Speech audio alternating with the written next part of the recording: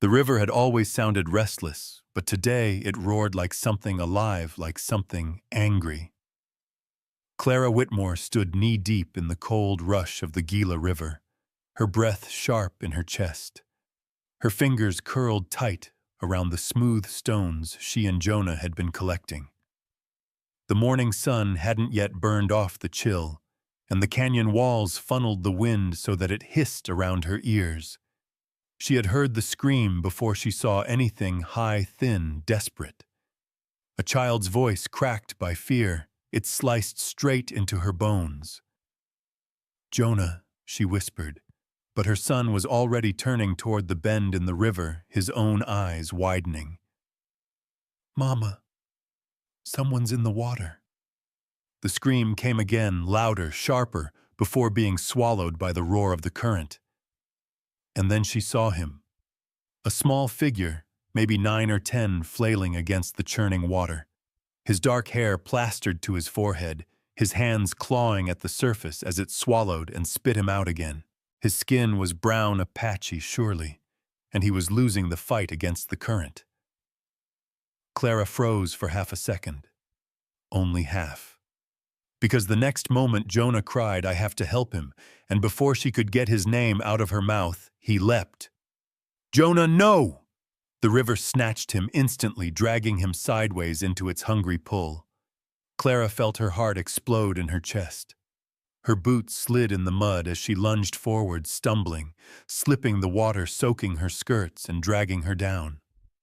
Her mind screamed one thing over and over: "Not my boy. Please, God, not my boy." But then she saw the other child, eyes wide, mouth open, reaching for anything at all. And something deep and human, something older than fear, cut through her panic. It wasn't a choice between Jonah and a stranger. It was a choice between letting a child die or not. Still, the river spit its challenge at her. "You have 30 seconds, Clara. One son, one stranger. Choose." She dove. The cold punched the breath from her lungs, and the world blurred into brown water and white foam. Her fingers brushed Jonah's collar, once slipped, caught again, and this time she curled her fist tight into the fabric and didn't let go. "Hold on, baby, hold on." Her free hand shot outward toward the other boy. His fingertips touched hers, slipped away, touched again. The current ripped him downward so fast she thought she'd lost him, but she didn't look away. Clara lunged, stretching every tendon in her arm until something in her shoulder screamed, and then she caught him. She caught both children. Now she was the one being pulled under. The river slammed her against a submerged rock. Stars burst in her vision. She kicked upward, gasping as her head broke the surface for a single breath. Jonah sputtered, coughing, terrified. The Apache boy's fingers dug into her wrist hard enough to bruise, but he wasn't fighting her, he was fighting the water.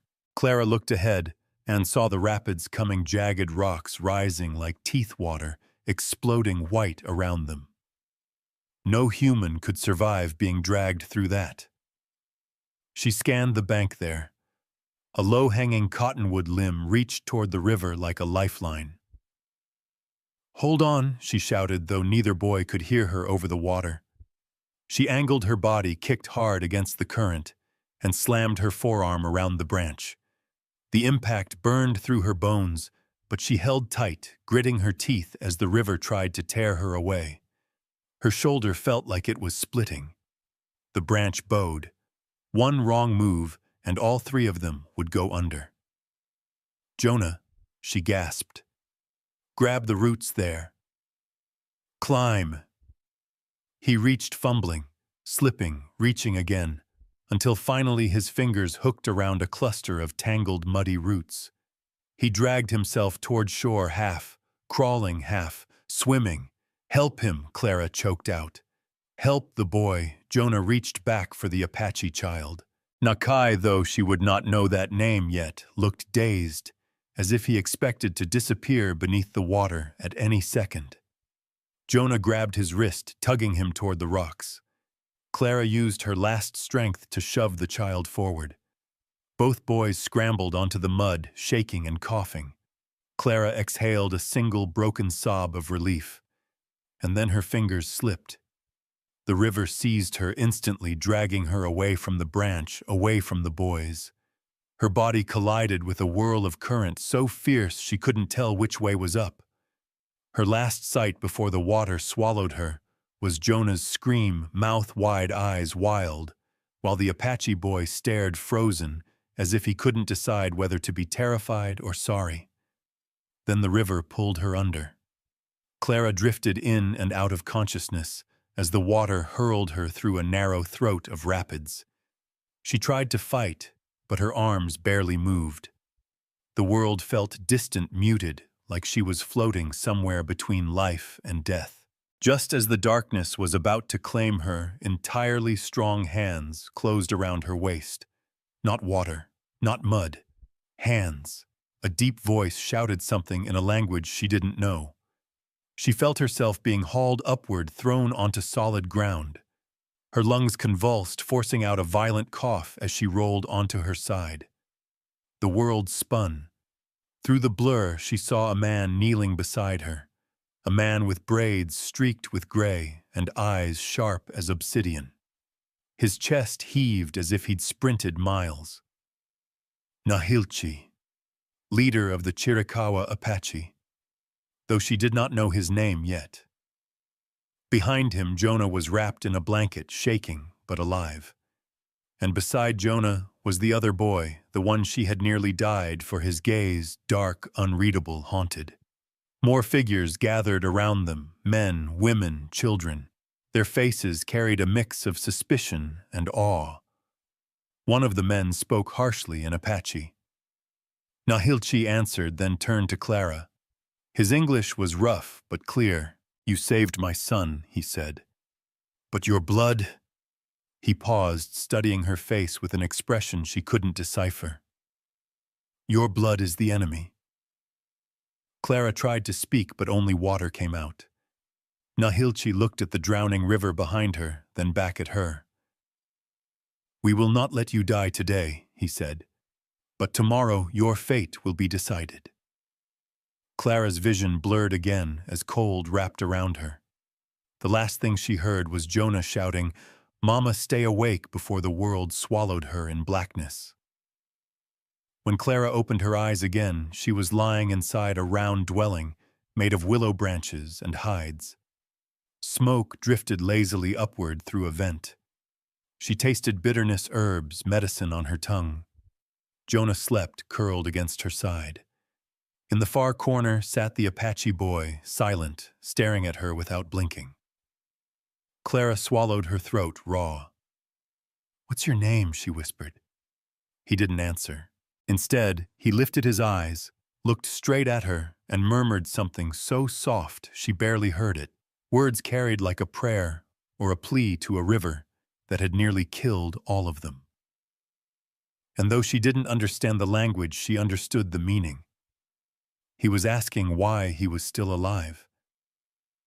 Clara sat upright on the woven mat, every muscle stiff, her lungs raw from river water. The dim light filtering through the walls of the dwelling painted her skin in broken patterns. Jonah was still asleep beside her, one arm draped across her waist like a lifeline. The Apache boy, Nakai, had not moved from his place across the room. He stared, unblinking, silent. Something in his eyes unnerved her. Not hate, not fear, just nothing. The flap of the hide door lifted again, and Nahilchi entered. "You are awake," he said. "Good." Clara tried to sit straighter, pulling Jonah's blanket up over him. "I'm Clara Whitmore. I know who you are." His voice was low, but it carried weight. The kind of voice that wasn't used to being questioned. "You saved my son," he said, nodding toward Nakai. "But your blood is the enemy." The words hung in the air like smoke that wouldn't clear. Clara blinked, caught off guard by the calm finality of it. I didn't know. You didn't know who he was, Nahilchi said. You saw a boy in the river. You did what your heart told you. Clara nodded slowly. That is not how your people usually act. Clara wanted to argue, to say, I'm not like them, but her throat tightened. She thought of Silas, his booming voice, his cold logic, the badge shining in the light as he declared who was criminal and who deserved mercy. I didn't save him because he was Apache, she said. I saved him because he was a child. Nahilchi tilted his head, studying her. And yet you wear the face of the man who hunts us. Clara's lips parted, but no words came out. Outside, the village stirred. She could hear voices, footsteps in the dirt, the soft snort of horses. Life moving on, though something inside her had shifted permanently. Jonah stirred. Mama, he mumbled, rubbing his eyes. I'm here, sweetheart, she whispered. When he saw Nakai, Jonah's body tensed, then relaxed. You're okay, he said softly. We made it. Nakai didn't reply. He turned his head away. Jonah frowned. He was talking to the river last night, he told Clara, like it could hear him. Clara looked at Nakai again. His small shoulders seemed too still, too heavy. Nahilchi followed her gaze. He has not spoken since his mother died, he said. That was many weeks ago. How did she? Clara began but stopped herself. Nahilchi looked out through the flap. We told him it was sickness. But sickness does not leave bruises on a woman's face, or blood in the dirt. Clara's stomach turned. And his father gone long before. Nakai is all I have left of Kimimela. Nahilchi turned back to Clara. Do you understand now why his life matters? Yes, she said, her voice barely a breath. He paused as if weighing her next words before she spoke them. We will not hurt you, he said finally. But you must understand, not everyone here agrees. Some say you should have been left to the river. I understand, Clara said quietly. But I won't run. Jonah reached for her hand, gripping it tightly. I owe your people more than I can explain, Clara added. Please, let me prove it. Nahilchi didn't respond. He motioned for her to follow. Clara stood, legs weak beneath her, and stepped outside. The village opened before her like a page from a different life. Huts made of willow and earth. Smoke rising in steady trails from fire pits. Women grinding herbs, children watching her with wide, unreadable eyes. Men standing still, arms crossed, eyes narrowed. She felt every glance like the brush of judgment across her skin. This is not your home, Nahilchi said, but it may be, if the spirits allow. They reached a large open area in the center of the village. A circle had formed. 12 elders sat in silence, watching her. To her left stood Miriam Chavez, wrapped in a shawl, her hands folded in front of her. Miriam, Clara said, stunned. What are you? I heard about the boy. I rode here myself. Miriam's voice was quiet, but strong. These people know me. They listen. Sometimes. Nahilchi raised his hand. The crowd quieted. This woman, he said, motioning to Clara, risked her life to save not only her son, but my son. She did not know who he was. She did not ask. She chose to act. A murmur ran through the circle. But Nahilchi continued, her blood is the daughter of Marshal Silas Whitmore. Gasps, low curses. One man stood. He burned my brother's home. Shot him in front of his children. Another, he hung my cousin from a cottonwood tree. Miriam stepped forward.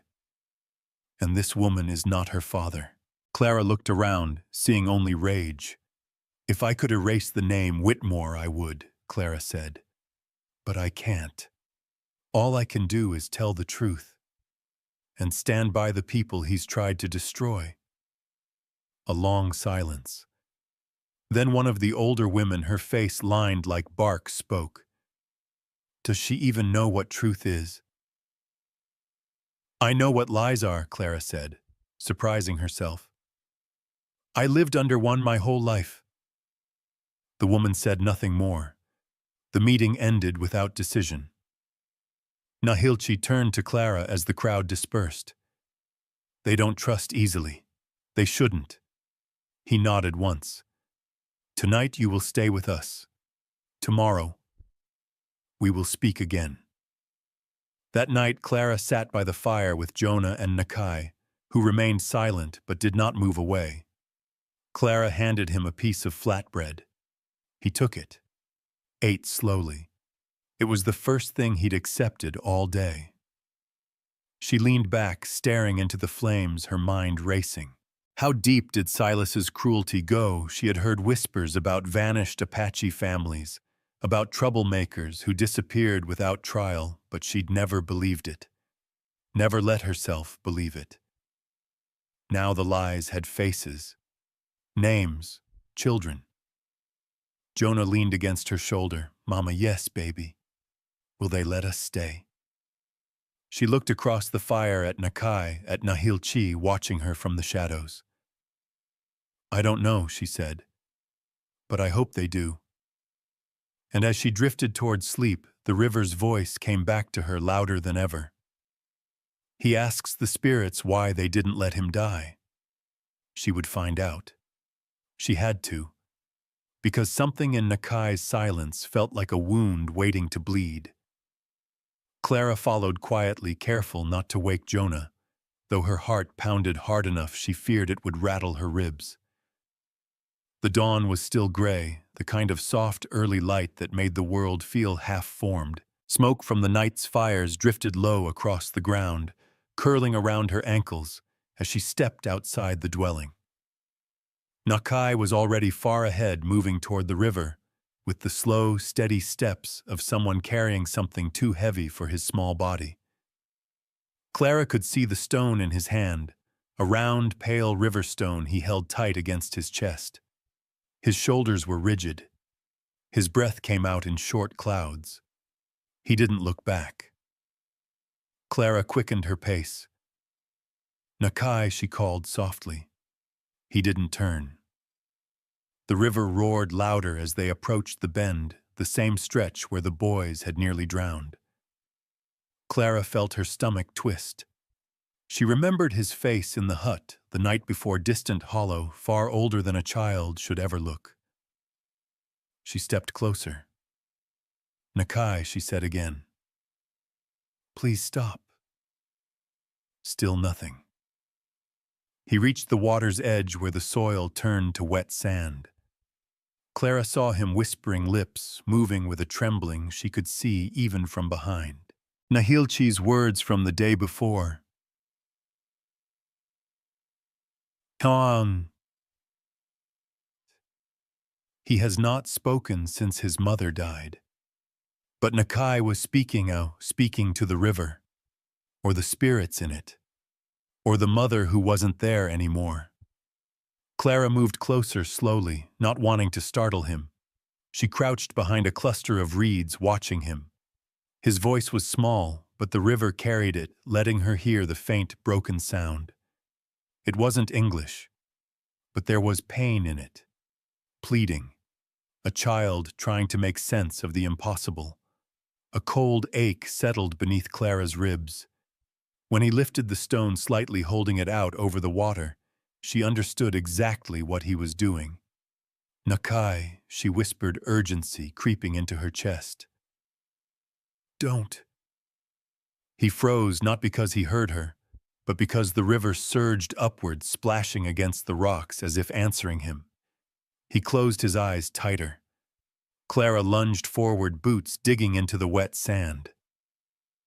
Nakai, he turned his head this time, startled, his eyes flashing with something wild, grief mixed with confusion.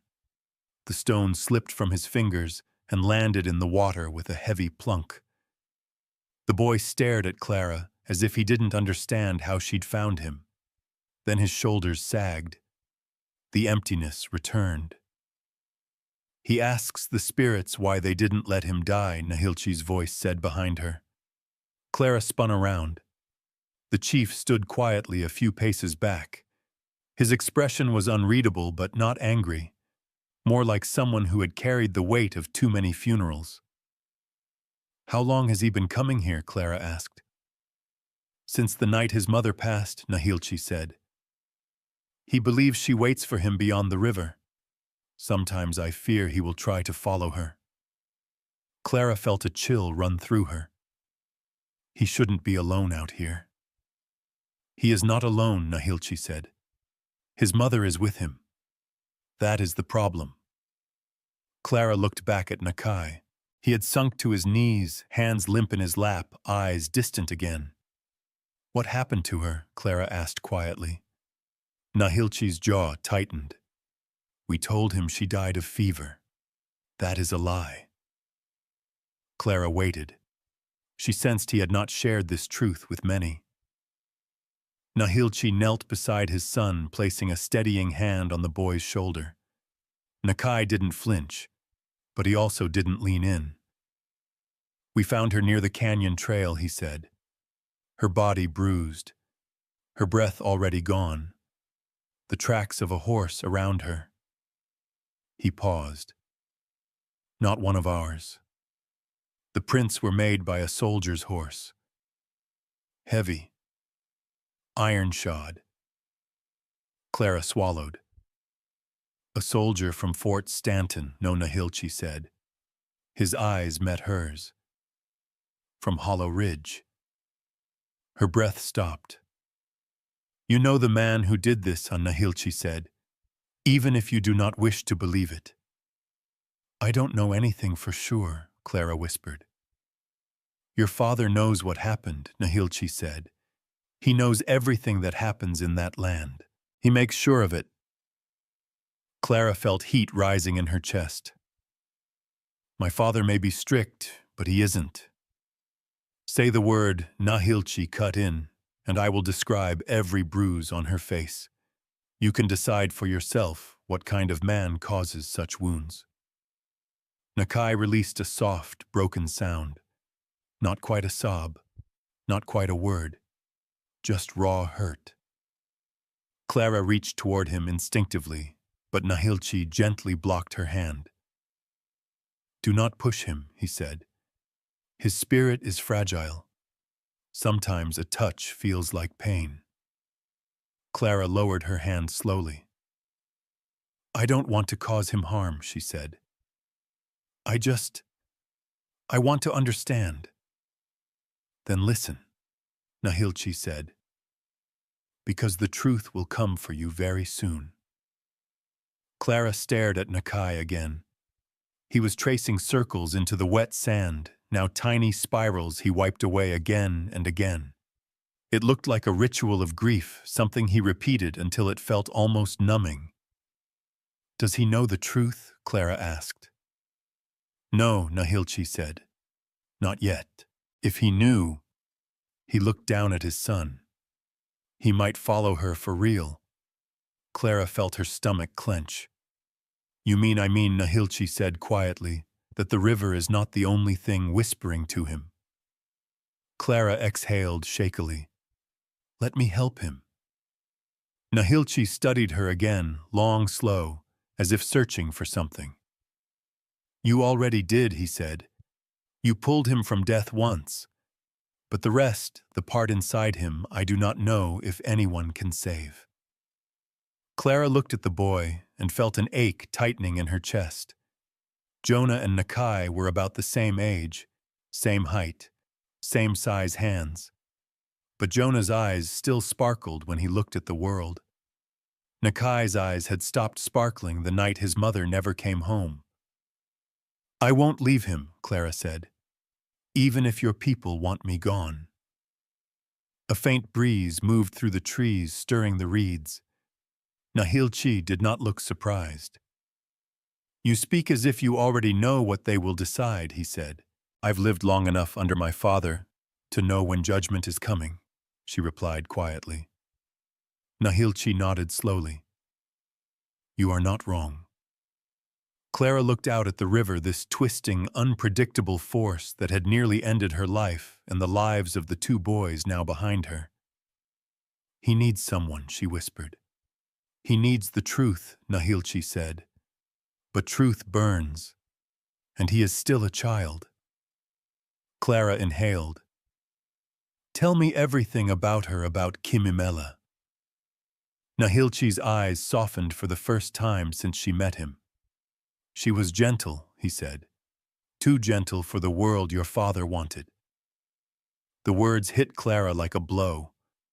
Are you saying I am saying nothing? Nahilchi said. Not until I know what kind of woman you truly are. The council will decide if you may stay here long enough to hear the full truth.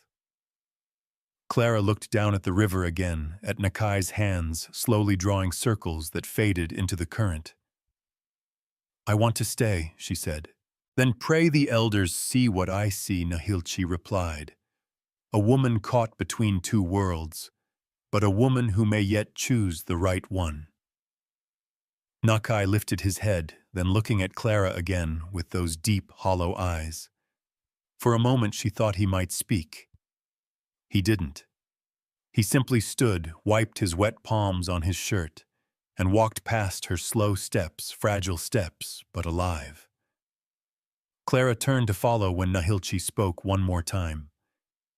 Clara, he said, voice low, be careful, because if you stay, the truth about Kimimela will not be the only truth that finds you. She swallowed. What do you mean? He looked toward the mountains.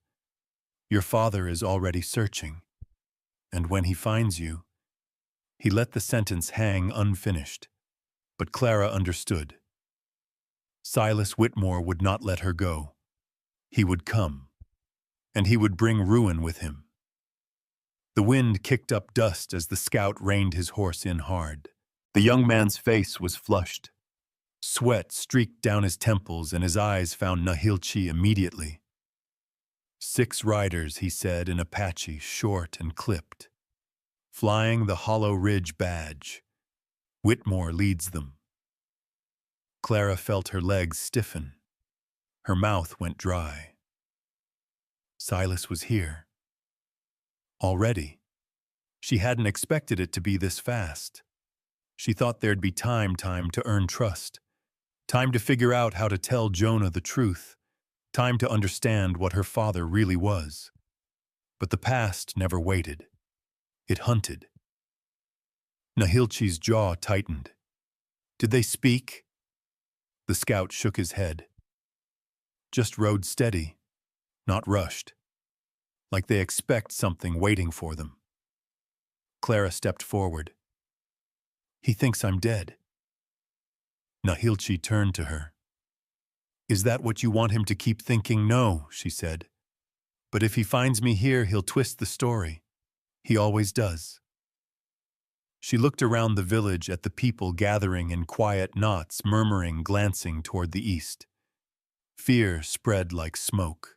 Nahilchi spoke low, but there was steel beneath it. We do not run from men like him. Not anymore. Clara's breath caught. He'll try to take Jonah, she said. He'll lie to him, use him. He cannot take what is not his, Nahilchi said. You don't know him. The Apache leader stared at her with a look that rooted her to the earth. No, he said, but you do. That hit deeper than it should have. She turned toward her son, still standing near Nakai, wide-eyed, confused by the urgency crackling through the camp. She knelt and took Jonah's face in her hands. I need you to stay with Nakai, no matter what happens. Understand? Jonah nodded, his lower lip trembling. Clara pressed a kiss to his forehead and turned back to Nahilchi. I want to face him. Nahilchi raised a brow. You are certain he'll keep coming if I don't? Moments later, the riders appeared at the crest of the ridge. Silas led them, hat-low duster flapping, his silver star glinting on his chest. He looked older somehow, thicker in the neck, but his posture was as straight as ever. Clara stepped into the clearing before the lodge as the riders came down. Jonah and Nakai watched from a distance, half shielded by Miriam and two elders. Silas pulled his horse to a stop 10 paces from Clara. His eyes landed on her and didn't leave. "Well, I'll be damned," he said. "You're a hard woman to bury, Clara." She didn't answer. Silas dismounted slowly, dust billowing up from his boots. He looked around the village, eyes narrowing at every Apache face that stared back at him. "This what it is now?" he asked her. "You sleeping in huts and speaking in tongues?" "I'm alive," Clara said. "That's what it is." Silas took another step forward. "You scared your boy half to death. What kind of mother does that, the kind that saves her son from becoming like you?" His face twitched barely. But she saw it. "That boy," he said, "is mine." "No," Clara said. "He's mine. And you're not taking him. You think I came here to negotiate?" Silas laughed low and bitter. "You belong to me, Clara. That badge you ran from, that family name, that blood in your veins, all mine." Nahilchi stepped forward. "You speak of ownership like a man who forgot we're not cattle." Silas's hand drifted toward his holster. "I didn't come here to trade insults with savages." That word, the heat of it, hit like a slap across the whole clearing. And Nahilchi didn't flinch. But Clara did. She stepped forward, her voice sharp. "Don't you say that word again."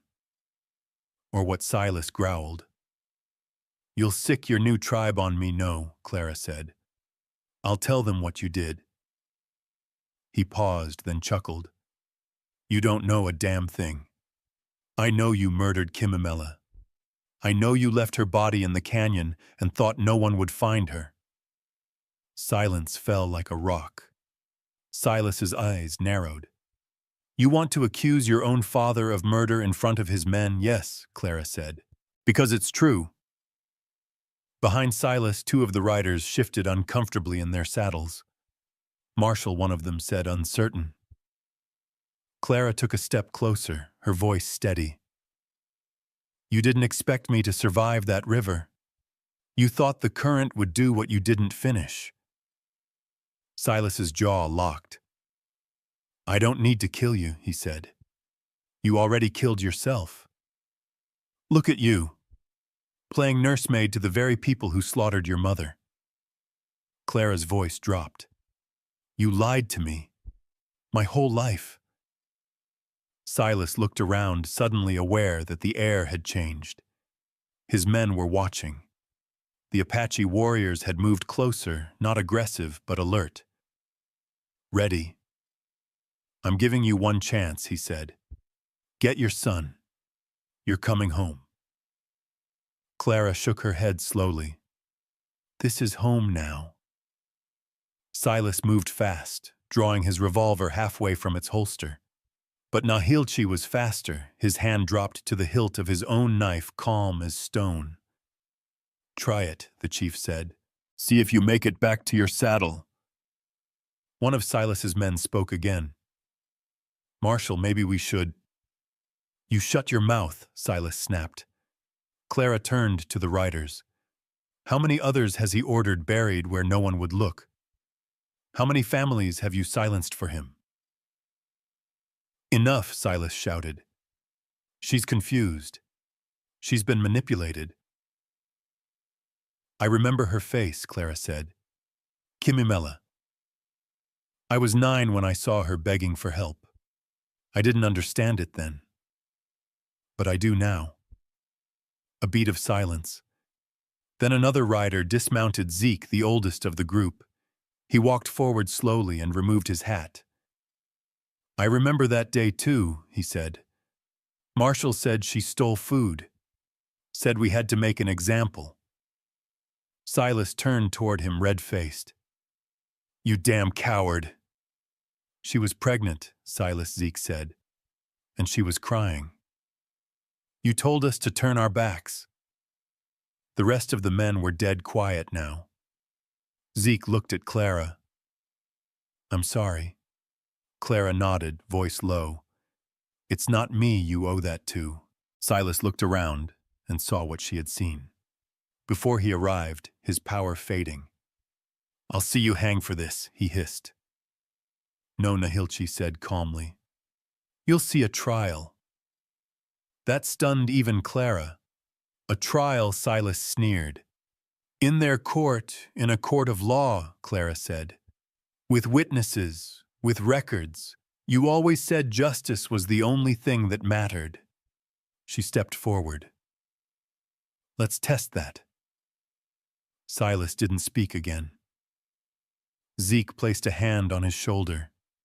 He didn't resist. Behind her, Jonah ran into her arms, burying his face in her stomach. Is he going to take me? He whispered. No, baby, Clara said. Not ever again. The courtroom in Santa Fe was nothing like Clara remembered. It had been 20 years since she last sat inside it, tucked between her father's boots and her mother's folded hands. Back then, the wooden benches had seemed impossibly high. The judge's desk had looked like a mountain. Now it all felt smaller and much more dangerous. The room was packed. Word had traveled fast. Marshal Silas Whitmore, the iron fist of Hollow Ridge, was finally standing trial for murder, abuse of power, and conspiracy. And Clara, his only daughter, was the one set to testify. Zeke sat beside her, shifting uncomfortably in the pressed jacket Miriam had found him.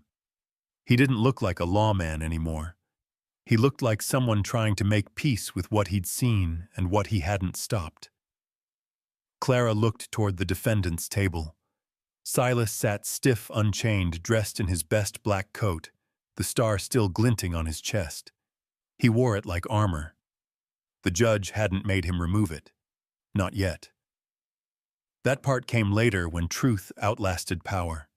His eyes flicked to Clara, but he didn't speak. He didn't need to. The message was still the same. You turn on your blood, you're not mine anymore. That suited her fine. The courtroom quieted as Judge Halbrook entered. He was older than Clara remembered, but not softer. He glanced between the parties and then cleared his throat. This court is convened under New Mexico territory law, he said. Charges against Marshal Whitmore include murder in the first-degree attempted cover-up, abuse of authority, and conspiracy against Native citizens. We'll begin with witness testimony. Clara stood. Her knees didn't shake. Not yet. As she walked to the stand, Nahilchi caught her eye from the front row. He gave the faintest nod. Nakai sat beside him, silent as ever. Jonah curled under his arm. Clara took her oath, sat, faced the courtroom, faced her father. The prosecution began. Miss Whitmore. It's Clara Reeves now, she said. The prosecutor blinked. Very well. Miss Reeves, can you tell us what you witnessed the day of the flood? She did. Clear, calm. How she'd pulled both boys from the river. How she woke in an Apache hut. How she began to uncover what her father had hidden for years. The lawyer asked more about Kimimela, about rumors about Clara's memories from childhood. Then he asked the question that cracked something deep. Did you ever see your father harm someone? Directly. Clara hesitated. Her mouth went dry. And then she remembered. She was 12. A boy Apache barely older than Nakai had been brought into the jail bloodied. Her father had called him a thief, said he needed to teach him. She heard it that night. The sound of leather on skin. The boy's muffled cry, her mother weeping behind a closed door.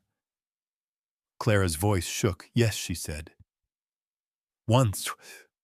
What did he do? He beat a child, she said. With a whip, and when my mother begged him to stop, he said. She choked. He said, if the law can't make 'em civil, pain will. A ripple passed through the courtroom. The defense tried to shake her. They called her biased, unstable. They called her a woman manipulated by enemy culture. One lawyer even suggested she had Stockholm loyalty to the Apache. Judge Halbrook warned him once, then twice. On the third time, he slammed the gavel.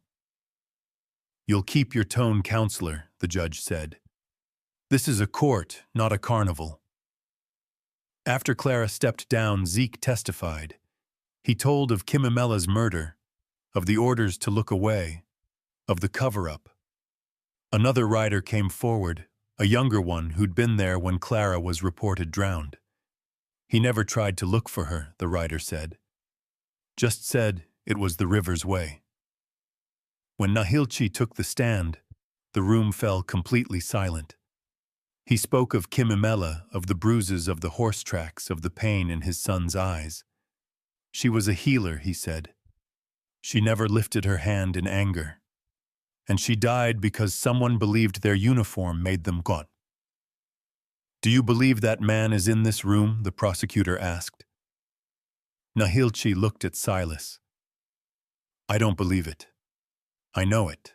The courtroom stayed silent, even after he sat down.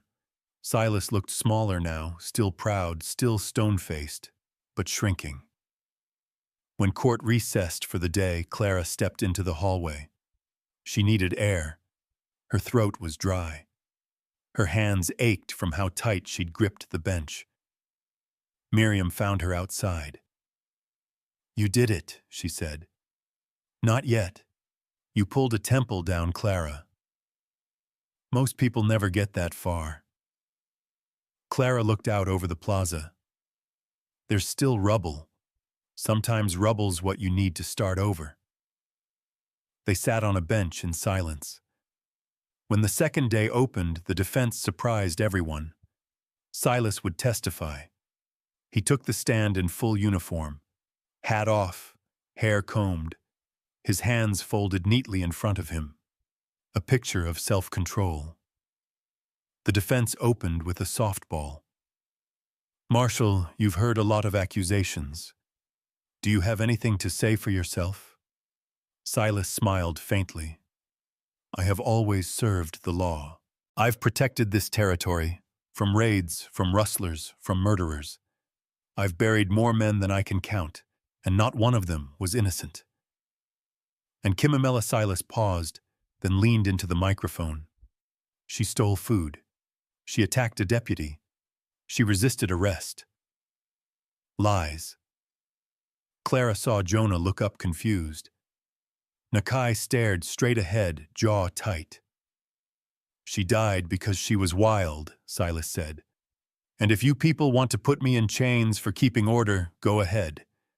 But I don't regret a damn thing. Gasps echoed across the gallery. The prosecutor stood slowly. So you admit you caused her death? Admit I did my duty, Silas said. And sometimes duty ain't clean, even when it involves killing an unarmed woman.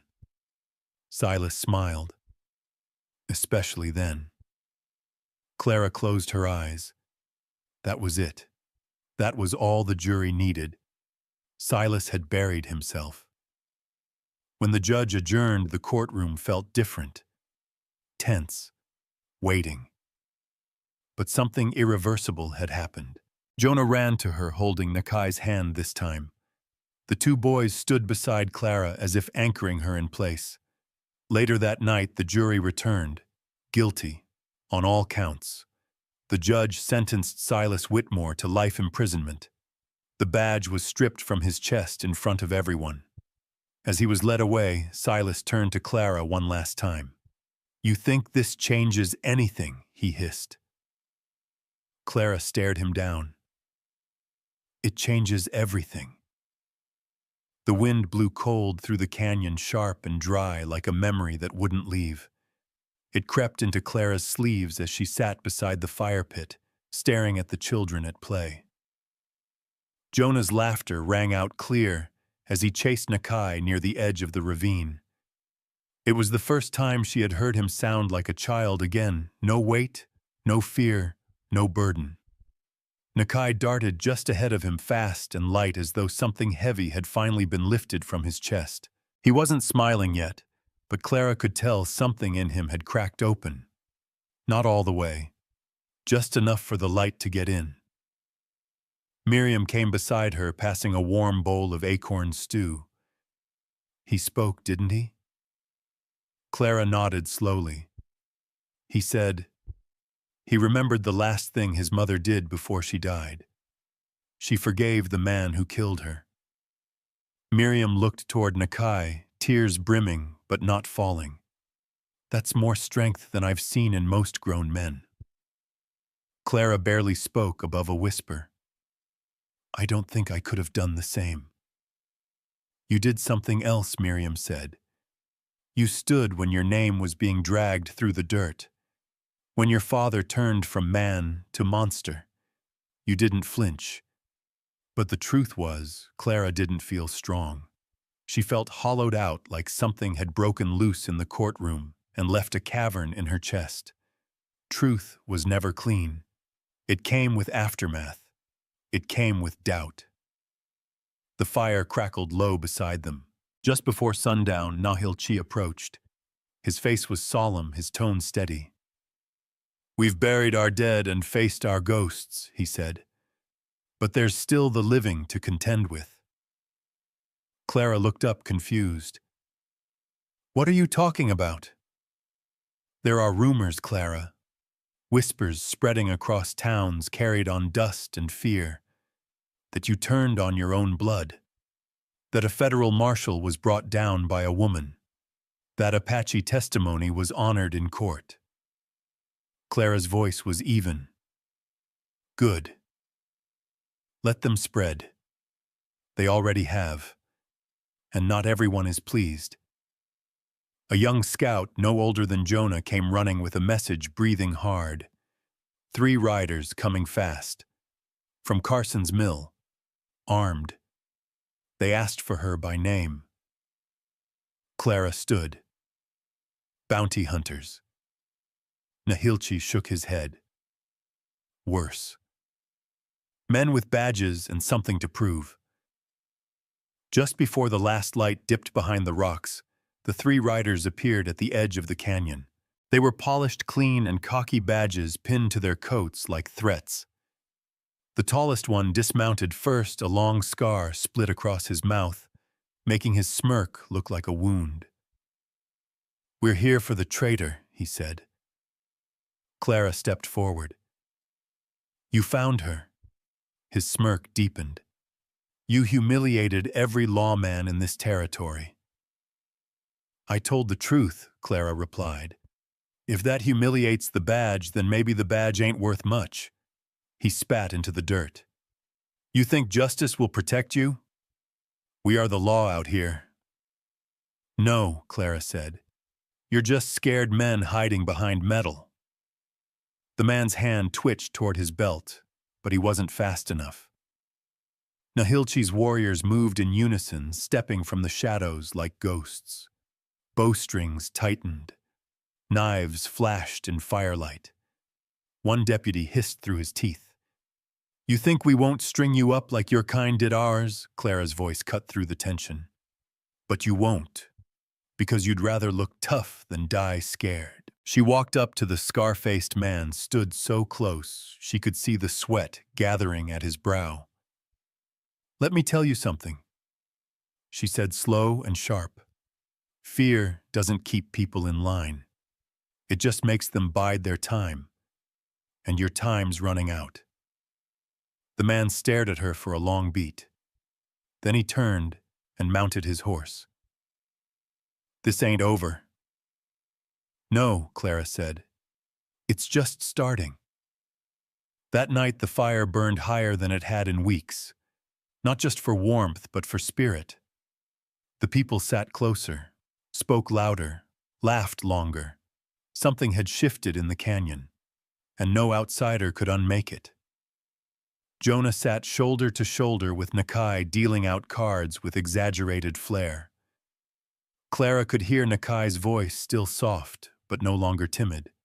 Across the fire, Nahilchi handed Clara something wrapped in cloth. When she unfolded it, a carved wooden bear stared back at her. Powerful, unfinished. Kimimela began this, he said. The bear guards those too wounded to fight. Clara's throat tightened. She would have liked you, he added. I don't know if I deserve that. You stood, he said, when most would have run. He looked at her long and quiet. The council has voted. You and your son, if you choose, you have a place here. As kin. Clara blinked at the firelight. I'd be honored. But I don't want to just stay, she added. I want to earn it. You already have.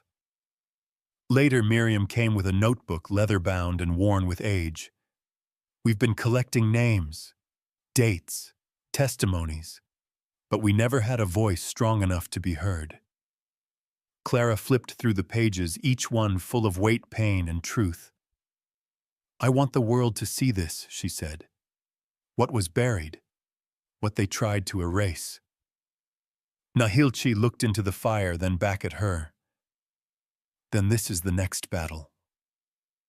Clara nodded. And I won't run from it. The river ran low and quiet that morning, like it was holding its breath. Clara followed the worn trail through the brush until she spotted Nakai at the water's edge, sitting still, legs folded, arms resting on his knees. He hadn't heard her yet, or maybe he had, but didn't care. The boy had grown silent again since the encounter with the riders, not in fear, in thought. He was processing things no child should ever have to carry. Clara didn't say anything right away.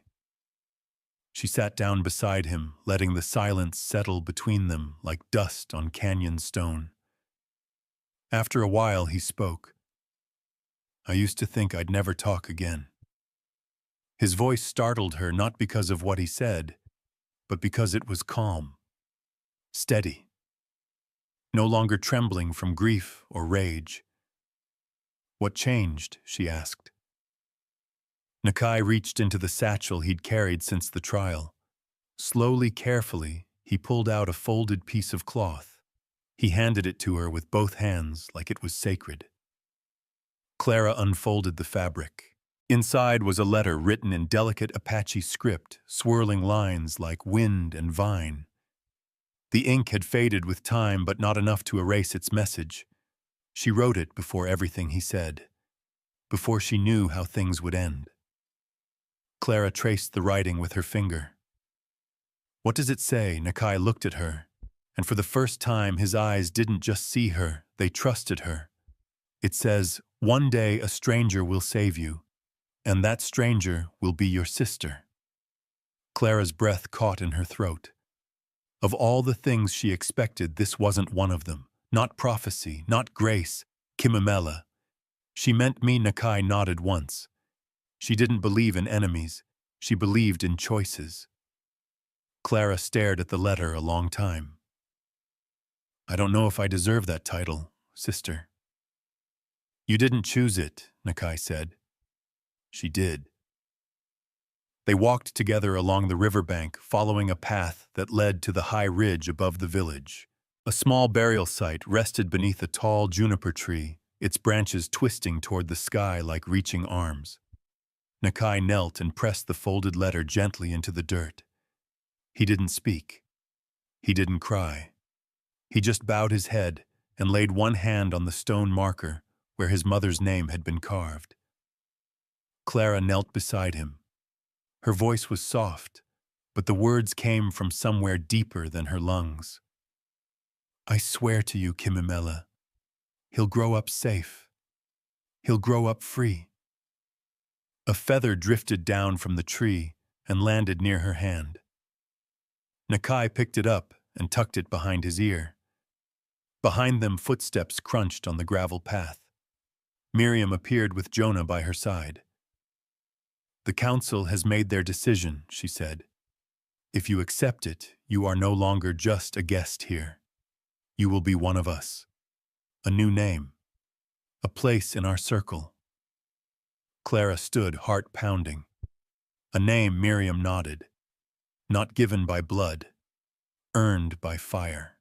That night, the fire on the ridge burned hot, its light reaching out into the dark like a beacon.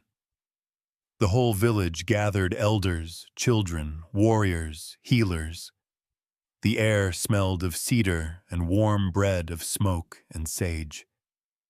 Clara stood at the center of the circle, flanked by Miriam and Nahilchi. Jonah stood behind her, proud and solemn. Nakai stood beside him. The elder stepped forward.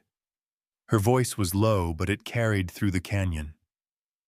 "You were born Clara Reeves, a name that belonged to another life. But now you've walked through flames. You've bled and broken and stood your ground when others turned away."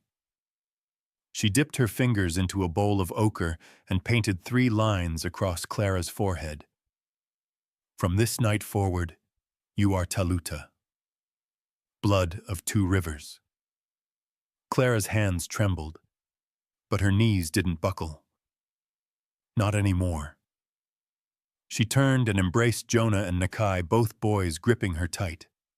For the first time, she felt it not just a role, not just responsibility, a bond, family. Later, as the flames died down and the drumming softened, Clara sat beside Nahilchi, watching the stars blink into view. "I need to ask you something," she said. "Something important." He nodded for her to go on. "What happened to the others, the children who disappeared, the ones they said ran away?" Nahilchi's face grew hard. Some were taken to schools, far away. Their names changed, their language beaten out of them. Some were never seen again. And the rest, buried in records, hidden in plain sight. Clara clenched her hands in her lap. "You've been tracking this for years," he said, "but the world wasn't ready to listen." Well, it's time they had no choice. She reached into her coat and pulled out the notebook Miriam had given her days earlier. "This has names, dates, stories, but no one to carry them beyond these walls." "Until now," he said. Clara nodded. "I want to finish what you started. Build something permanent. A record, a voice that doesn't get swallowed. You'd be risking everything." Again. Maybe she said. "But what's the point of survival if we don't use it to pull others out?" Miriam approached them and laid another book in Clara's hands. This one was older, hand-stitched, worn down to the thread. "Here's your beginning," she said. Clara flipped through the pages, each one filled with pain, but also love, memory, truth. "Then I better start writing." 1 week later, a rider came into the canyon from Santa Fe. He wasn't wearing a badge or uniform, just a travel-stained coat and a satchel on his shoulder. He dismounted in front of Clara and removed his hat. "Miss Reeves," Clara stepped forward. "That's me." He handed her a letter sealed with the state's emblem. "It's from the governor's office." She opened it carefully, eyes scanning line after line. "They want me to testify," she said at last. "Again." Nahilchi looked up from where he sat by the fire. "Another trial, Numbaboom. Not a trial." Clara's voice was different now, firmer, deeper. "Congress. They want my testimony on record. Official. Federal." The silence that followed was thick with awe and dread. Jonah tugged her hand. "Mama, are we leaving again?" Clara dropped to her knees, placing her hands on his cheeks. "Just for a little while, baby." She turned to Nakai. "You'll stay here." He nodded. I'll wait. Clara stood letter still in her grip. We're going to tell our story to the whole damn country, she said. And then we're coming home. Because now she finally knew where home was. And it wasn't where she was born. It was where she was chosen. Where she had chosen back. And the fight was only beginning. The eastbound train thundered across the New Mexico desert, carving through silence like a knife. Clara sat by the window, her notebook balanced on her lap, thumb pressed against the edge of a page. Jonah sat across from her legs, swinging eyes wide. He had never been this far from home. Every passing mile was a new story, a new piece of the world he'd only ever heard about in hushed tones or bedtime promises. He leaned forward, whispering, "Are you scared?" Mama Clara didn't answer right away. She kept her gaze on the wide, endless land stretching out to the horizon. Finally, she said, "No. I'm ready to be angry in the right room." Jonah blinked, not sure what that meant, but he nodded like he did. Clara reached over and squeezed his knee. The journey east felt like riding through layers of time. Dust gave way to green flatlands, to hills, silence to city bustle. In Kansas City, they changed trains. In St. Louis, Clara jotted down the names of the people they saw: workers, immigrants, soldiers, widows. Each one a witness to something. Each one reminding her what was at stake. By the time they reached Washington, D.C., the notebook she carried had more than stories. It held proof, names, dates, the kind of truth that didn't blink under pressure. The city felt too clean, too cold. White buildings rising like monuments to order their beauty, hiding the silence built beneath them. Clara and Jonah were placed in a boarding house arranged by the governor's office. A woman named Elise greeted them at the door, sharp-eyed and kind, the kind of woman who had learned how to wield softness like a shield. "We've prepared briefing notes," Elise said, handing Clara a thick folder. "You'll be speaking before a panel. Some are sympathetic, some are not. We advise you keep your answers tight, predictable." Clara didn't even glance at the folder. "I've got my own notes," she said, tapping her worn notebook. 2 mornings later, Clara stood in a marble-walled hearing room. Sunlight filtered through tall windows, catching in the gold trim of the lawmakers' seats. Photographers lined the side walls like vultures. Jonah sat in the front row with Elise, trying to sit tall even though his feet didn't reach the floor. The chair cleared his throat. "Ms. Reeves, you may proceed." Clara stepped to the microphone. Her boots echoed against the polished floor. She didn't shake. "Not anymore. I'm not here to retell trauma for your curiosity," she began. "I'm here because silence lets history bury the guilty alongside the innocent. And I've got names that deserve better." Murmurs rippled through the room. My father, Edward Reeves, wore a badge. He also buried bodies behind that badge. Women, children. Not because he lost his way, but because he was never stopped. She opened her notebook and began reading the names aloud. Kimimela, shot while carrying her child. Chi, 5 years old. Disappeared after his family refused to abandon their land. Anita, 12. Assaulted in the custody of men who swore to protect her. Some of the senators leaned back, faces taut.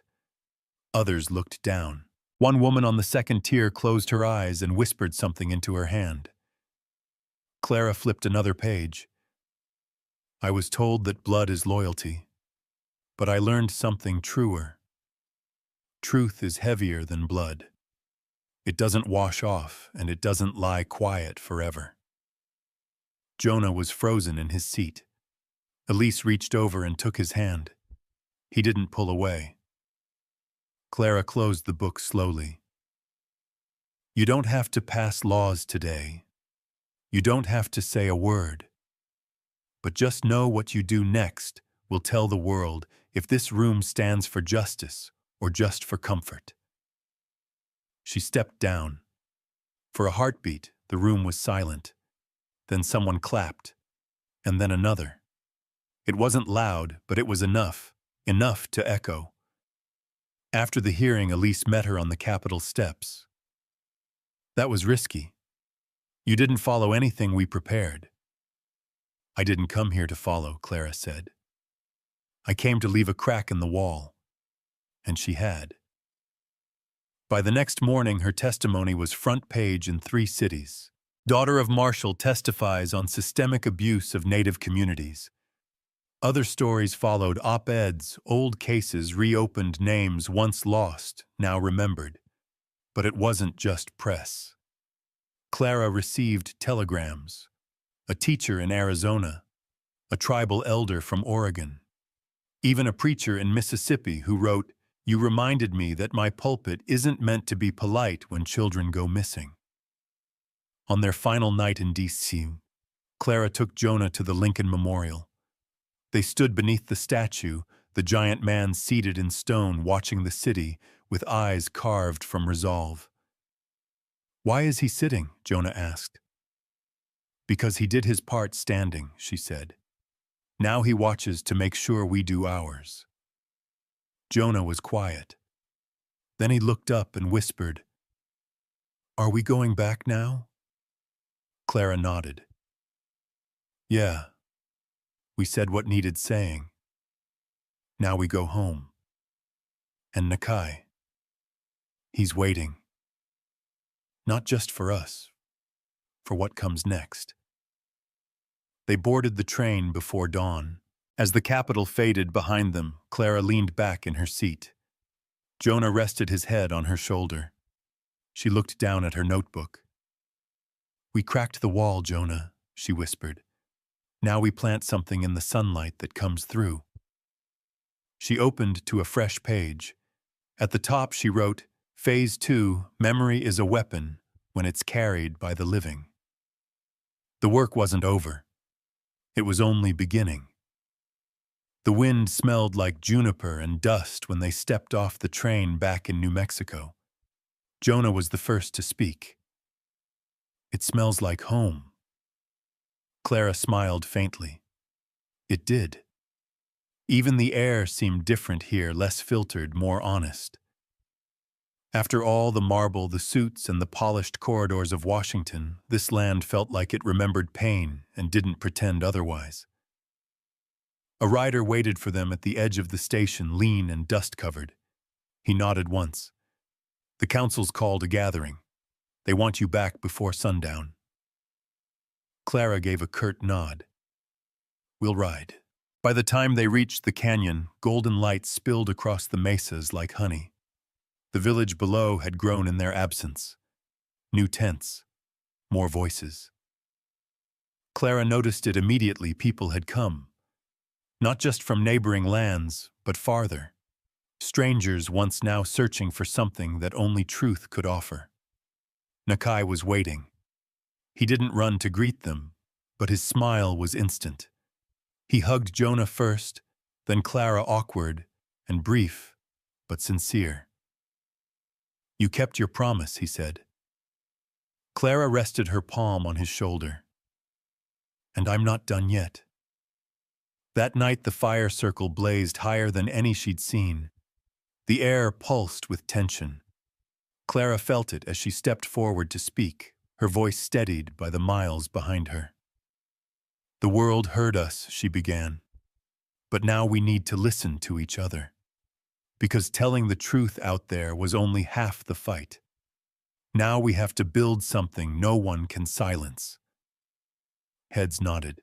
Nahilchi stepped forward, lifting a woven cloth that bore symbols of every tribe present. One by one, others stepped into the circle: warriors, elders, midwives, students. Each carried a stone. "This is how we start," Nahilchi said. "We build a memory wall, not to mourn, to name." They laid the first stone with Kimimela's name, then Cheese, then Anita's. More followed, some carved, some written with charcoal, but none anonymous. Later that night, Clara sat by the fire, notebook open on her lap.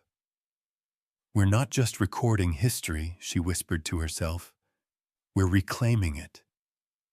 In the days that followed, a rhythm settled in. People came to give their stories. Others came to help build the wall. But just as quickly, trouble found its way back, too. It started with a note, pinned to the door of the community tent. Scrawled in blocky print, "Enough lies. Leave while you can. Some truth should stay buried." Clara read it twice. She didn't shake. She didn't curse. She folded it, placed it between 2 pages of her notebook, and said nothing. The second threat came less subtle. 2 of the supply wagons were torched one night while people slept. No one was hurt, but the message was clear. The wall was getting too tall, and too many people were watching. Elise, who had come back from Washington with a press team, urged caution. "This place is starting to attract the kind of attention we can't afford." Clara didn't look up from the journal she was writing in. "That's the kind we need." "You don't understand," Elise said. "This isn't protest. It's warning." Clara finally met her eyes. "Good. Let them warn. That means we're hitting something real." Nahilchi stood by her side. "We will protect this land." "But even warriors get tired, Clara." She nodded. "Then we'll build something that can stand even when we're gone." By the end of the week, the memory wall stretched nearly 20 feet long. It was a crooked, beautiful thing, half stone, half sweat. Every name added was another brick against erasure. But it was what Clara planned next that sparked the next storm. "We need a permanent center," she told the council. "A place for testimonies, for healing, for research. A school, a sanctuary. Something real." Some were skeptical. "How will you fund it?" "I'll sell the rights to my testimony." "There are publishers waiting," she said. "And I'll ask the people who say they want to help to prove it with action." She paused, then added, "We'll call it the Kimimela Center," because her voice started this. There was silence, then a quiet clap, then another, and another. But celebration didn't last long. That night, they found a dead coyote hung near the trail with a note tied to its paw. "Shut it down. Or we shut you down." Jonah saw it before Clara could stop him. His face went pale. "Mama." Clara knelt beside him. "Look at me. This is fear trying to wear a mask, but we already know what fear looks like. Will they hurt us? They'll try to scare us. But hurting us only makes us louder." She wrapped her arms around him. "You're safe. We're surrounded by people who won't let hate win." But in the back of her mind, Clara knew it was time to act faster. She gathered Nahilchi, Miriam, and Elise. "We move up the ceremony. We'll launch the center publicly this week. Get press here. Get eyes here. We go loud before they go violent." "You sure?" Miriam asked. Clara nodded. "The more they threaten, the more we have to show we're not backing down." She looked out toward the half-built center, its frame silhouetted by moonlight. "This wall isn't just names anymore," she said. "It's a line, and we're on one side of it." That night, Clara couldn't sleep. She sat outside with her notebook pages fluttering in the wind. She wrote, "Fear doesn't grow roots, but truth does, and we've been planting for generations." Jonah came out rubbing his eyes. "Couldn't sleep," he mumbled. Clara opened the blanket beside her. He curled up against her side. "Will the center be done in time?" he asked. Not completely, she said. But it doesn't have to be perfect. It just has to open. Jonah looked up at her eyes shining in the firelight. What if they come when everyone's there? Clara didn't flinch. She held him closer. Then they'll see what it looks like when a people remember. Out loud. Together. She stared at the stars above. We're not just building a place, Jonah. We're building a promise. One that outlives us both. He yawned, resting his head in her lap. We cracked the wall, he mumbled. Clara smiled. Now we plant something in the sunlight that comes through. And the roots were already growing. The sun rose blood orange over the canyon on the morning of the ceremony. The air was still too still, as if the earth itself was holding its breath. Around the newly constructed clearing, dozens of hands moved quickly, hoisting cloth banners, setting up benches, trimming the raw edges of the still unfinished building that would soon house the Kimimela Center. It wasn't perfect. Not yet. But it stood.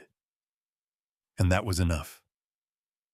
Clara stood near the front, watching the final preparations unfold.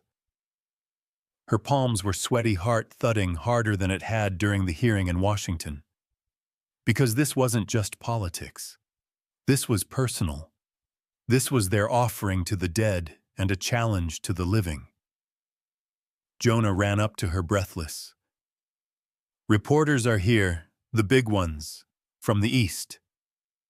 Clara bent down to meet him at eye level. Did you remember what we talked about?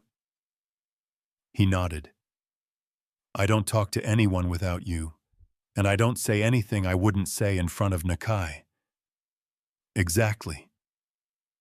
He hesitated, then whispered, Do you think they'll try something? Clara stood scanning the crowd.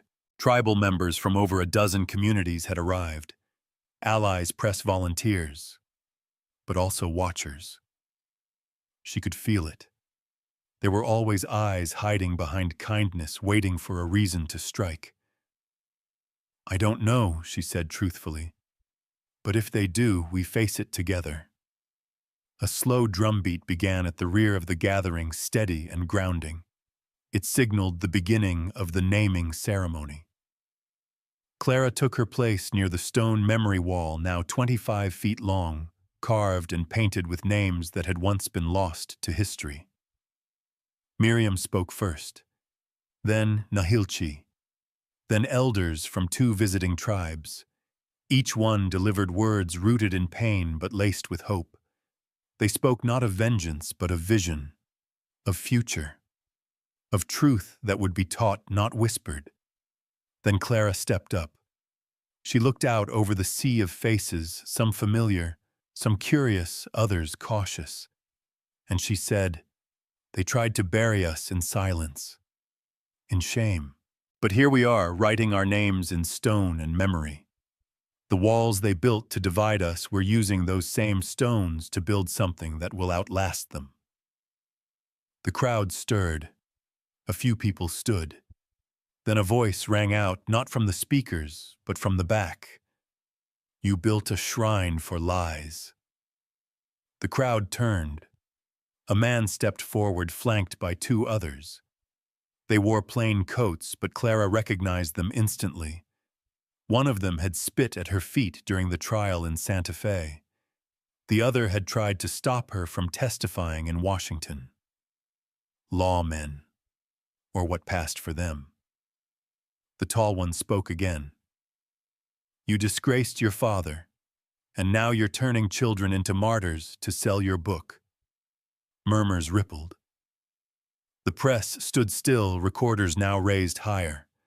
Clara didn't blink. No, she said calmly. They were already martyrs. I'm just making sure you don't get to bury them twice. The man stepped forward, hand twitching near his coat. Jonah grabbed Clara's hand tightly, but Nahilchi stepped between them. So did 2 warriors. Then 4. A wall of human defiance. You come uninvited, Nahilchi said coldly. You come to threaten children. You come with death in your mouth. But you forget we've already buried our fear. The taller man looked around, realizing he was outnumbered, not in guns, but in truth, in will. You'll regret this, he spat. All of you. We already have, Miriam said from behind Clara. But we kept going anyway. The men turned and left. Not a shot fired. But something had broken open. Clara stepped back to the podium, voice low but fierce. They'll keep coming. Maybe not these men, but others like them. And we'll stand again. And again. She looked down at Jonah, then at Nakai, who had just arrived and stood beside her silently. You wanted to know why we named this center after Kimamela, Clara said, her voice catching. Because she didn't ask to be remembered. She just lived with grace and died with dignity. But in doing so, she gave birth to a movement. She turned to the wall and laid a final stone smaller than the rest, etched simply with one word, hope. As the ceremony ended and people began to mingle, Clara moved through the crowd, slowly shaking hands, accepting blessings, promising follow-ups. But in her gut, something itched, not fear, preparation. Elise pulled her aside near the edge of the center. There's a reporter asking about legal ownership of this land. Apparently someone's challenging the deed. Clara swore under her breath. They're not even waiting for the dust to settle. They're scared, Elise said. You turned a story into a fire. Clara nodded. And they're bringing buckets. That evening, as the crowd dispersed, Clara sat under the awning of the center's entrance. Jonah had fallen asleep beside her, his head in her lap. Nakai sat cross-legged near the fire, sketching something in the dirt. Clara stared into the flames. I'm not afraid of them anymore, she said aloud. But I am afraid of what happens if we stop. Nahilchi sat beside her, pouring 2 cups of tea. You won't stop. Not unless they bury you. And even then, someone else will carry your notebook. Clara laughed softly, the sound more tired than joyful. He handed her the tea. You stood on our behalf. That carries weight. I didn't do it alone. No, he agreed.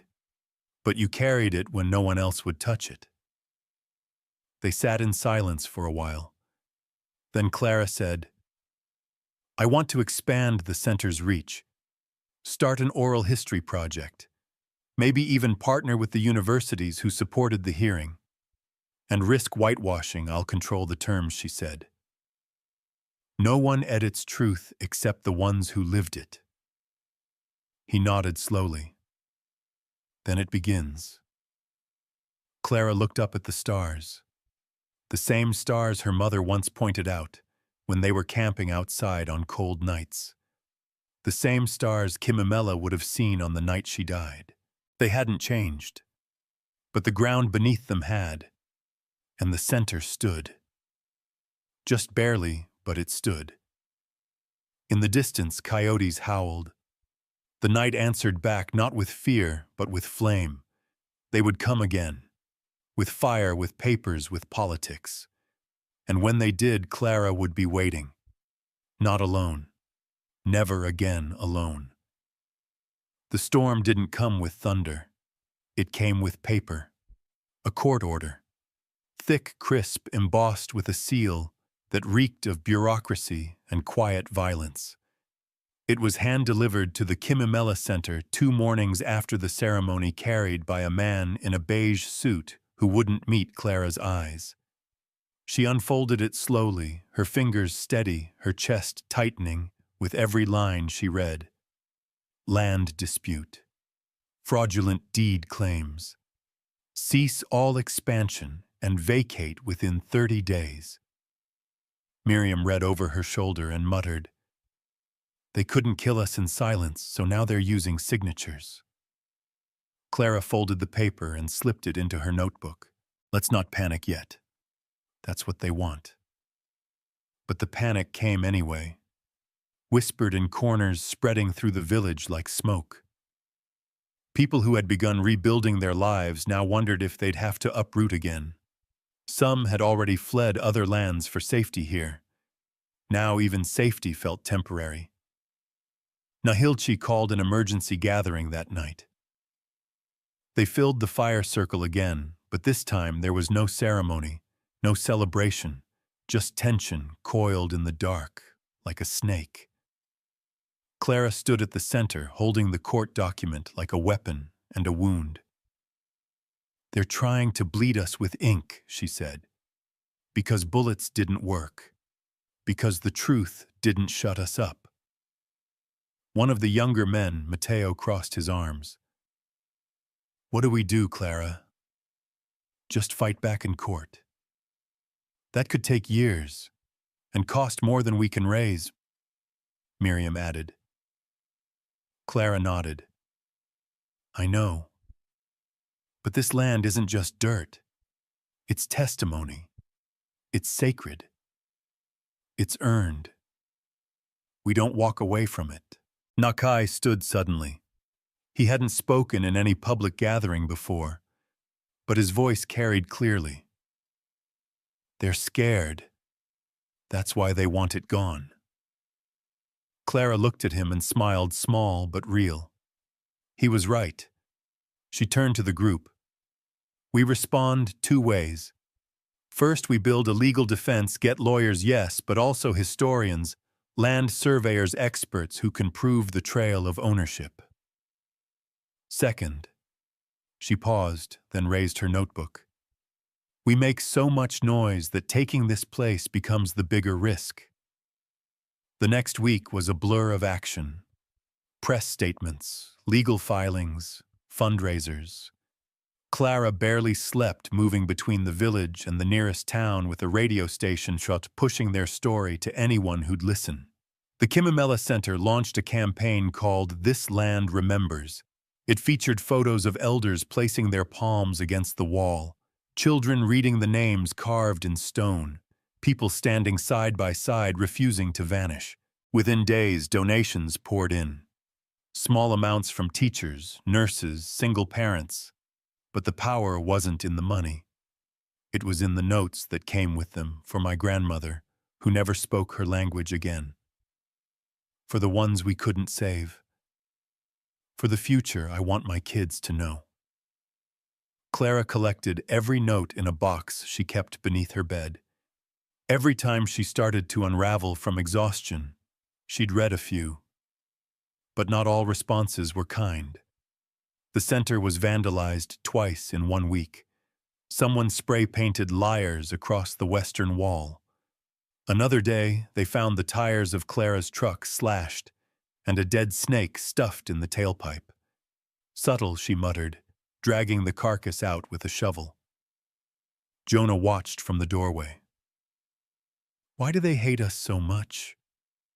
Clara wiped her hands on a rag and looked at him serious. "Because hate is lazy. It's easier to hate what you don't understand than to ask why it scares you." He nodded, then added, "But we're not scared." "No," she said. "We're tired, but not scared." That night she met with Nahilchi, Miriam, and Elise under the stars. They sat around the fire papers and maps spread out on a low wooden table. "We have one more option," Elise said. "It's not perfect, but it's bold." She laid out a plan: convert the Kimimela Center into a federally recognized historical preservation site. Protected, funded, symbolic and strategic. It'll give us leverage in court. And public backlash if they try to bulldoze a memorial, Elise explained. "But we'd have to open it to government oversight," Miriam cautioned. "And tourists," Nahilchi added. "People who want to look without listening." Clara leaned back, staring into the flames. "Better to be studied than erased," she said finally. "And we set the terms. We write the plaques. We train the guides. No one tells our story but us." They voted, unanimous. The next morning, Clara stood in front of the memory wall again. Her voice was hoarse from lack of sleep, but her eyes burned with purpose. They want us to believe this land doesn't belong to us. That memory doesn't matter unless it's stamped and approved.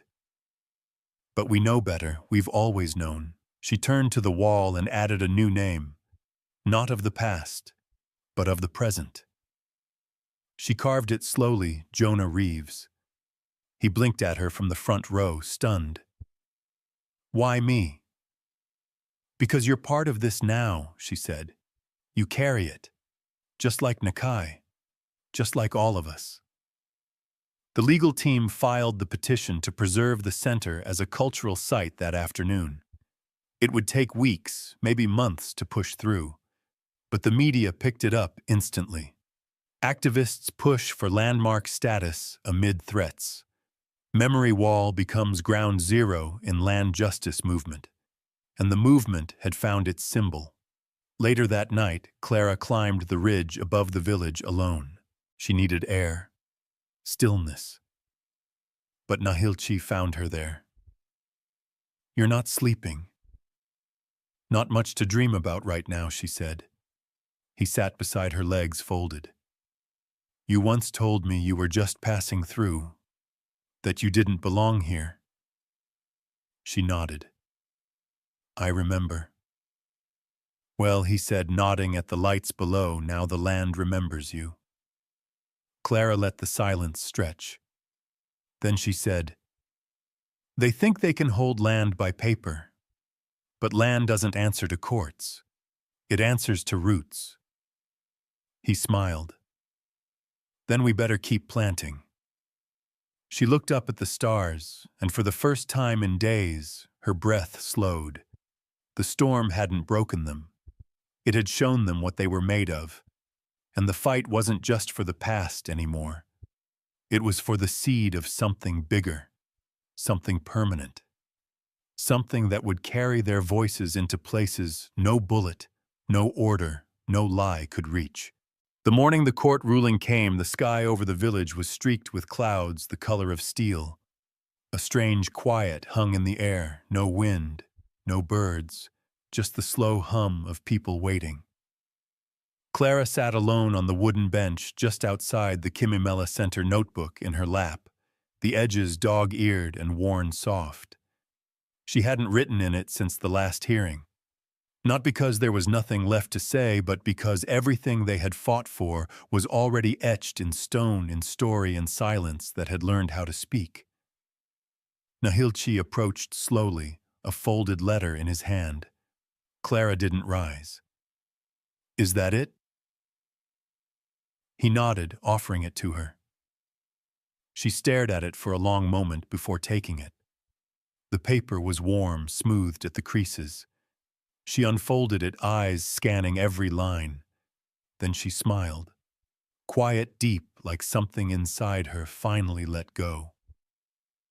They ruled in our favor, she said, not quite believing the words.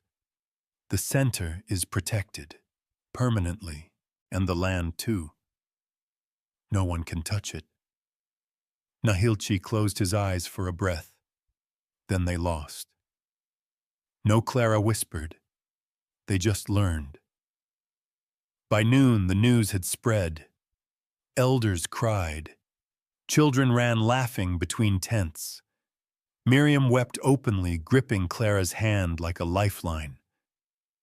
Jonah climbed the memory wall and planted a red cloth flag at its peak. Reporters swarmed in from all corners. But for once, Clara didn't mind the attention. She gave only one statement. This land was never just a place. It was a witness. And now it's a promise. That night they held a fire gathering not for mourning, but for celebration. Drums pulsed under the stars. People danced. Voices rose in songs older than the borders drawn around them. Clara sat on the outer edge watching it all. Elise joined her with 2 mugs of black tea, handing one over without speaking. It's beautiful, Elise finally said. Clara nodded. It was always here. We just had to fight to see it. You're leaving soon. It wasn't a question. Clara glanced toward Jonah asleep in Nakai's lap, arms wrapped around a woven blanket covered in names. Yes, we'll go back to Santa Fe first, then maybe farther. I want Jonah to see the places they never let us in. And the center. It's not mine to run, it never was. My part was building the gate.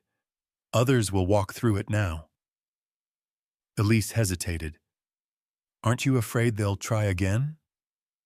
Clara looked out at the firelight flickering across the faces of those who had refused to forget. They will. But we built something that doesn't burn. Later, when the flames dimmed and the stars thickened overhead, Clara wandered back to the memory wall. She traced her fingers along the names, each one rough under her skin, alive in its own way. Kimimela, Chi, Anita, Jonah, hers. At the bottom corner of the wall, someone had added a new phrase in bold black ink. We are the memory that fights back. She pressed her hand against it. The stone was cold, solid, permanent. The next morning, Clara packed slowly. Jonah stuffed his belongings into a small cloth bag, chattering about trains and cities and whether New York really had buildings taller than the sky. Nakai helped load their supplies onto the cart that would take them to the station. Just before they left, Miriam handed Clara a new notebook. It's blank, she said, in case you still have more to say. Clara smiled, tucking it under her arm. I always do. Nahilchi clasped her forearm. This isn't goodbye. No, she agreed. Just a different kind of staying. As the cart pulled away, Clara turned back one last time. The Kimimela Center stood framed by the morning sun, its windows glowing gold, the memory wall casting a long shadow behind it. Jonah waved. We're coming back, right, always, she said. He thought for a moment. Even if we don't live here, she looked down at him, brushing hair from his forehead. Home isn't always where you live. Sometimes it's where your truth lives. He nodded solemnly. Then asked, Can I write something in your new notebook? Clara handed it over without hesitation. He opened to the first page and carefully wrote in blocky, uneven letters, Don't let them bury us. When he handed it back, Clara looked at the words and felt her throat tighten. You understand better than most grown men, she whispered. He beamed. The train pulled out of the canyon by late afternoon. Clara sat by the window again, just as she had before, watching the red earth disappear behind them. But this time she didn't feel like she was leaving something behind. She felt like she was carrying it forward. As miles turned into hours, she wrote in the notebook. Not just facts or dates, but lessons, fragments, a blueprint for anyone who would need to rise next. Build your walls from names. Let your silence become thunder. Fear is a tool, they expect you to carry it. Refuse. Bury only what has bloomed. Night fell. Jonah slept beside her again, fingers curled around the edges of the blanket. Clara stared out into the dark, thinking of the fire circle of Kimimela's laugh, in the stories of her father's silence finally broken by truth. The dead weren't silent anymore. They spoke in stone and story, in every child who dared to ask why, and every adult brave enough to answer honestly. This was the end of one fight, but not the end of the story, because there would be other names, other truths buried in the dust, other hands reaching to be remembered, and now they'd know it was possible. They'd know someone had already cracked the wall, and through that crack light kept pouring in.